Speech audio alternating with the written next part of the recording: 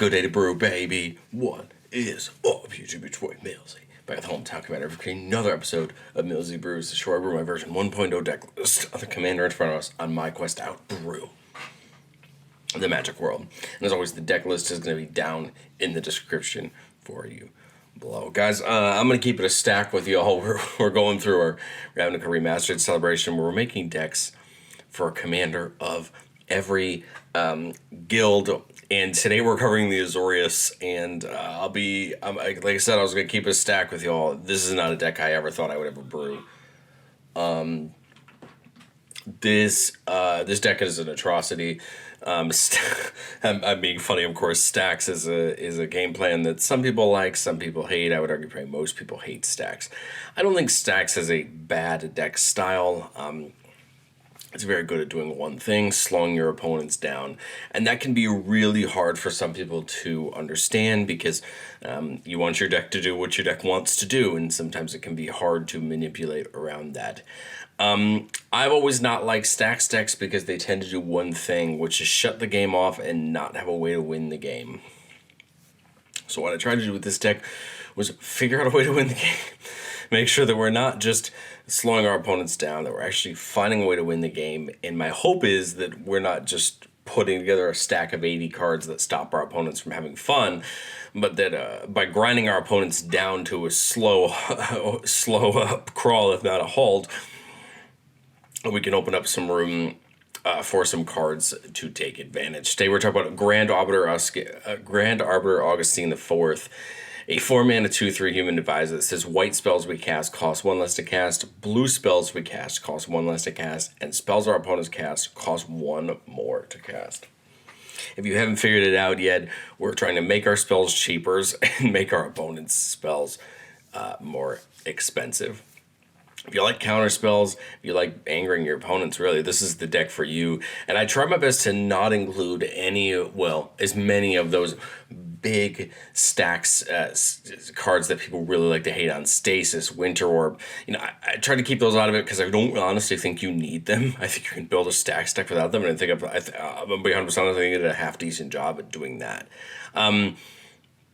I will go through a few cards, but I'm not going to go as card by card because I normally do, because the Stax deck is all about doing one thing: preventing or slowing your opponents down from doing the things they care about. I'm just going to cherry pick 5 or 10 examples of what I mean by stacks, and I think you're going to very quickly see what I mean. Teferi Time Raveler is a planeswalker that says each opponent can only cast spells anytime they could cast a sorcery, effectively stopping our opponents from only casting spells in their main phase on their turn with an empty stack, which is going to be very difficult for some of our opponents to deal with. Archon of Emiria, each player can't cast more than one spell a turn, and non-basic lands your opponent's control enter the battlefield tapped.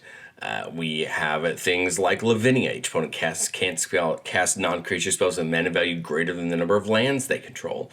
And whenever they cast a spell, if no mana was spent to cast it, counter that spell. Soulless Jailer. Permanent cards in graveyards can't enter the battlefield, and players can't cast non-creature spells from graveyards or exile. Strict Proctor. Whenever a permanent entering the battlefield would cause a triggered ability to trigger, counter that ability unless that player pays 2 mana. Thalia, Heretic Caller. Creatures in non-basic lands your opponent's control enter the battlefield tap. Windborne Muse. Creatures can attack you unless your controller pays 2 for each of them. Wandering Archaic. Whenever an opponent casts an instant or sorcery, they may pay 2. If they don't, we copy that spell and choose new targets for the copy. This list goes on, but I think a lot of the creatures that define this idea are things like Drannith Magistrate. Your opponents can't cast spell from anything other than their hands, effectively locking down their commanders. And Grand Abolisher. During your turn, opponents can't cast spells or activate abilities of artifacts, creatures, or spells. Or enchantments. But we're not just stopping with creatures that do this. We're also going to look at enchantments. Blind Obedience. Artifacts and creatures our opponents control enter the battlefield tap. Ghostly Prison is going to make, and Propaganda, both again increasing the cost of our opponents to attack us. Monologue Tap. Whenever our opponent casts their second spell, we get a treasure or a silence. Makes artifacts and enchantment cost more, and we can sack it any time to take out an artifact or enchantment. Rule of Law. Each player can't cast more than 1 spell each turn. Spelling Tithe and Heuristic Study attacks our opponent by giving us more resources. We're going to use Things like Unstable Glyph Bridge and Urza's Silex to threaten to wipe the board and keep our opponents at threat of that. We have things like Meekstone, creatures of power 3 or greater do not untap during their player's untap steps, allowing those big creatures, if they choose to attack, to be locked down for the rest of the game. So we have these permanents, these things that are stopping our opponents, but we're going to sit on top of this because Augustin is reducing the cost of our spells. We're going to sit on top of this with a hefty selection of counter spells and removal and other interesting things. For counter spells, we're playing Counterspell, Dovin's Veto, Cryptic Command, Permission Denied, Render Silent. The Permission Denied and the Render Silent can actually stop our opponents from casting more spells that turn. Arcane Denial and Offer You Can't Refuse, Wash Away.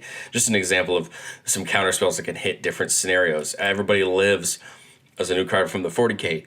Sorry, from the Doctor Who precons that can shut down someone in the turn they're in and preventing a game from ending. Silence can stop someone from casting spells altogether.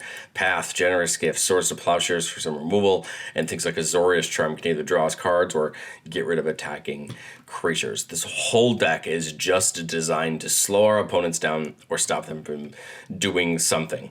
Again, we have things like Karn the Great Creator, which stops artifacts, all artifacts our opponents control from having activated abilities. Soul Ring, Mana Rocks, all shut off, and Karn is just going to be there to continue to turn our artifact into creatures to beat down our opponents. Narset can stop our opponents from drawing more than one card, and we can use things like Teferi to make tokens that get bigger and bigger. One of the ways we can help in the game is things like bigger creatures like Dream Trawler, which can get big and deal damage to our opponents in the air, and using these tokens that Teferi creates to start dealing damage that way. Or just absolutely taking advantage of something like Luminarch Ascension, which can make us a bunch of angel tokens depending on how much mana we have. I'm not going to get more nitty gritty than that. If you haven't played against the Stax deck, that's great. Don't. That's my suggestion. If you have a Stax deck, you know who you are. You know what makes the deck good. I don't think this is a particularly high tier Stax deck. In fact, I'm sure I cut cards that are really good. Elish Norn, Mother Machines probably could have gone in this deck and done really well. Winter Orb, Stasis, cards like that. I wanted to try to make a deck that didn't include Stasis or Winter Orbs, the cards that tend to be the saltiest, and try to take advantage of some other cards that we have access to shut our opponents down and have some fun. Well, let's get into our playtest, because as much as I want to record this video, I don't like talking about Stax much more than you like listening to it.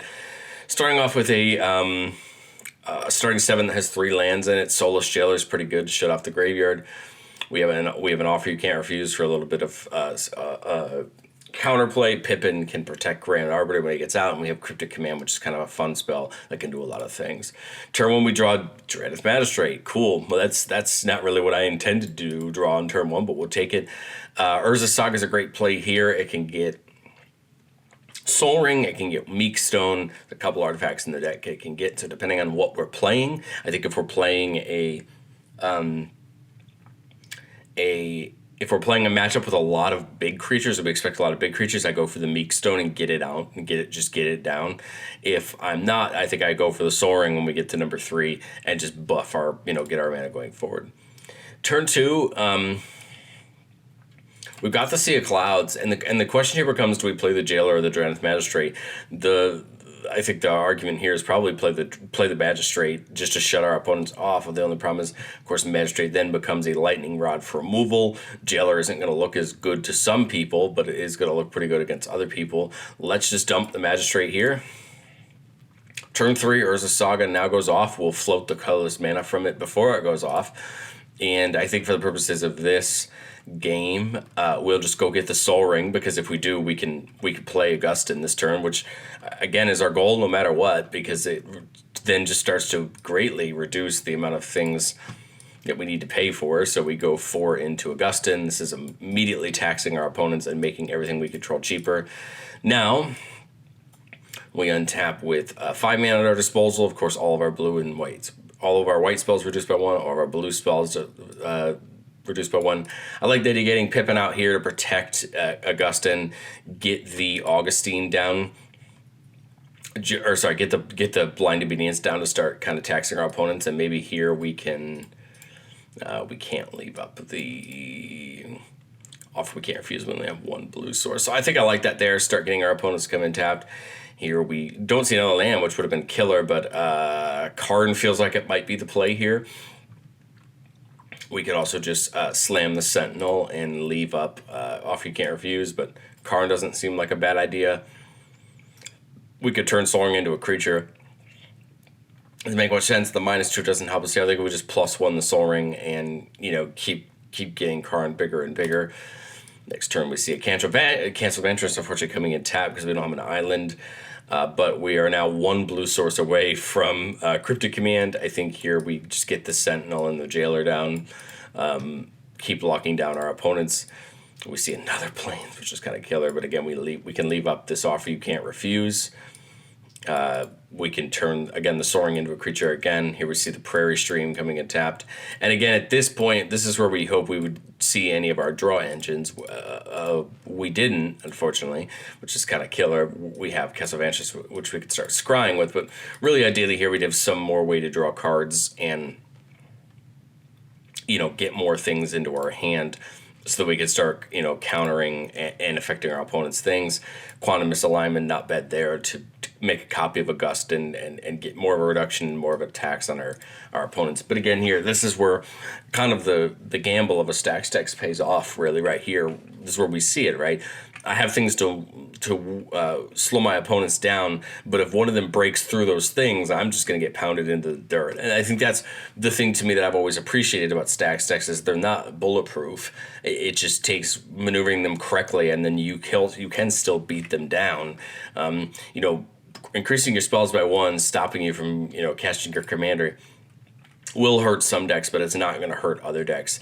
And that's why, you know, hopefully depending on the draw, we can keep counter spells or things like that open to deal with our opponents. But let me know, what do you think of Grand Arbiter Stax down in the comments below. Again, not a deck I love, but I wanted to brew something like this at least once for the channel and talk about the impact of it and see what you guys think of it. I expect to get some hate, probably.